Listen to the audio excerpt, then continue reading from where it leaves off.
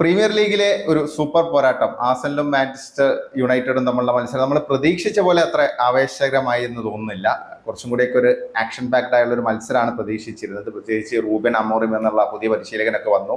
അദ്ദേഹത്തിന്റെ ആദ്യത്തെ തോൽവിയാണ് Manchester United coach എന്നുള്ള രീതിയിൽ. പിന്നെ ആർസണലിനെ സംബന്ധിച്ച് പറയുകയാണെങ്കിൽ 2-0 വിജയം നേടാൻ എമിറേറ്റ്സ് സ്റ്റേഡിയത്തിൽ സാധിച്ചു. അത് അവർക്ക് വലിയ ഗുണം ചെയ്യും. ഇനിയുള്ള ഒരു മത്സരങ്ങൾക്കൊക്കെ മുന്നോടിയായിട്ട് അവരുടെ ഒരു കോൺഫിഡൻസ് വർദ്ധിപ്പിക്കാൻ സാധ്യതയുണ്ട്. പ്രത്യേകിച്ച് ഇനി വലിയ വമ്പൻ മത്സരങ്ങളൊക്കെ വരുന്നുണ്ട്. അപ്പം ന്യൂകാസിലായിട്ട് അവർക്ക് മത്സരമുണ്ട്, അത് കഴിഞ്ഞാൽ ലിവർപൂളുമായിട്ടുണ്ട് സൂപ്പർ പോരാട്ടം. അപ്പോൾ അതുകൊണ്ട് തന്നെ ആർസണലിന് അതൊരു വലിയൊരു ആത്മവിശ്വാസം നൽകുന്ന ഒരു വിജയമാണ്. പിന്നെ ആർസണലിന്റെ ഒരു ഡിസിപ്ലിന്റെ ഒരു വിജയം തന്നെയാണ്. കാരണം അവരുടെ ഡിഫൻസിൽ കിവിയോറും സിൻചെങ്കോയാണ് കളിച്ചത്.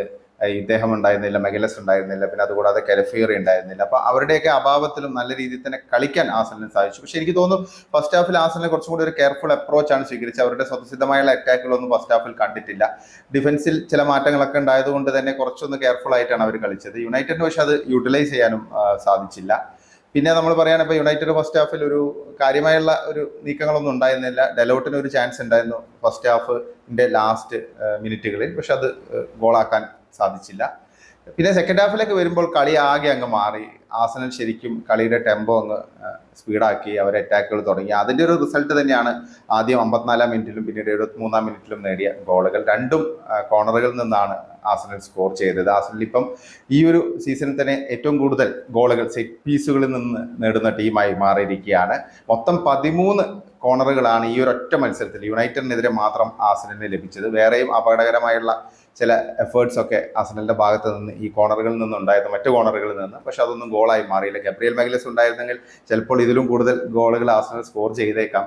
കാരണം അദ്ദേഹത്തിന്റെ ഒരു സ്കില്ല് നമുക്കറിയാം, as a set piece specialist എന്നുള്ള രീതിയിൽ, പ്രത്യേകിച്ച് ഹെഡർ സ്പെഷ്യലിസ്റ്റ് എന്നുള്ള രീതിയിലൊക്കെ. പിന്നെ അതുകൂടാതെ പിന്നെ പറയുകയാണെങ്കിൽ 2 ഡിഫൻഡേഴ്സാണ് ഗോൾ നേടിയിരിക്കുന്നത്. ഒന്ന് ടിംബറും പിന്നെ സാലിബയും. പാട്ടയുടെ ഒരു ഹാൻഡും കൂടി ഉണ്ടായിരുന്നു സെക്കൻഡ് ഗോളിൽ, അദ്ദേഹത്തിന്റെ ഒരു സഹായം കൂടി ഉണ്ടായിരുന്നു. അപ്പൊ ഇങ്ങനെ നോക്കുമ്പോൾ ആർസണലിനെ സംബന്ധിച്ച് ആർസണലിന് 3 പോയിന്റ് ലഭിച്ചിരിക്കുകയാണ്. ഇനി വമ്പൻ പോരാട്ടങ്ങളൊക്കെയാണ് കാത്തിരിക്കുന്നത്. അപ്പൊ അതിനൊരു മുന്നോടിയായിട്ട് അവർക്ക് ശരിക്കും ആത്മവിശ്വാസം നൽകുന്ന ഒരു വിജയം തന്നെയാണ്. ഇപ്പൊ യുണൈറ്റഡിനെ സംബന്ധിച്ച് പറയുകയാണെങ്കിൽ യുണൈറ്റഡ് ഫസ്റ്റ് ഹാഫിൽ അത്യാവശ്യം പന്തടക്കമൊക്കെ ഉണ്ടായിരുന്നു, കുറച്ചൊക്കെ ഡൊമിനേറ്റ് ചെയ്ത് കളിക്കാനുള്ള ശ്രമം നടത്തി. പക്ഷെ മുന്നേറ്റങ്ങളിൽ അത് പ്രതിഫലിച്ചില്ല എന്നുള്ളതാണ്. പിന്നെ യുണൈറ്റഡിന്റെ ഒരു പ്രോബ്ലം ഡിഫൻസിന്റെ ഒരു ഡിസിപ്ലിൻ ഇല്ലായ്മ തന്നെയാണ്.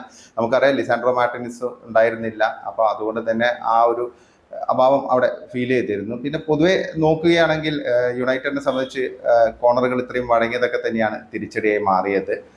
പിന്നെ 3-4-2-1 എന്നുള്ള ആ ഒരു ശൈലിയുമായിട്ട് ഒത്തിണങ്ങി പോകാൻ താരങ്ങൾക്ക് കുറച്ചും കൂടെ സമയം വേണ്ടി വരും. റൂബൻ അമോറിം ആണെങ്കിലും വന്നിട്ടേ ഉള്ളൂ. അപ്പോൾ അതുകൊണ്ട് നമുക്ക് വലിയൊരു ജഡ്ജ്മെന്റിലേക്ക് ഒന്നും പോകാൻ സമയമായിട്ടില്ല.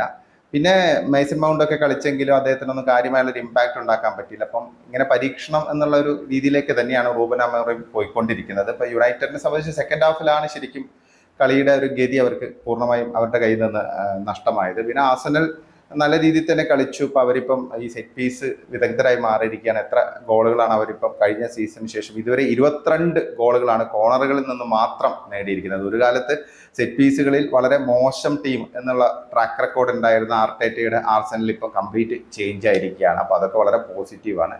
പിന്നെ സാക്കയുടെ ഭാഗത്ത് നിന്നും ഒക്കെ എഫേർട്സ് ഒക്കെ ഉണ്ടായിരുന്നു, പക്ഷേ അതൊന്നും കറക്റ്റായിട്ട് ഒരു ചാൻസസ് ഗോളാക്കി മാറ്റാൻ സാധിച്ചില്ല എന്നുള്ളതാണ്. പിന്നെ മിക്കൽ മെറിനൊക്കെ ലാസ്റ്റ് ഒരു അവസരം ഉണ്ടായിരുന്നു ഒരു സെറ്റ് പീസിൽ നിന്ന്, പക്ഷെ അതും സ്കോർ ചെയ്യാൻ സാധിച്ചില്ല. പിന്നെ സെക്കൻഡ് ഹാഫിൽ ശരിക്കും യുണൈറ്റഡിന് കളിയിലേക്ക് തിരികെ വരാൻ ഒരു അവസരം ഉണ്ടായിരുന്നു.